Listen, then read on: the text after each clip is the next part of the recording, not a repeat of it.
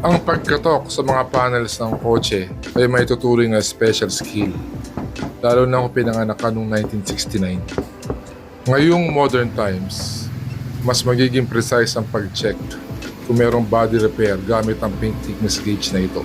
Base sa experience ko, ang factory paint na sukat ay between 2 and 3 mils. Ngayon, kung lumampas dyan, ay maaaring na-retouch na or na-repair na katulad nito.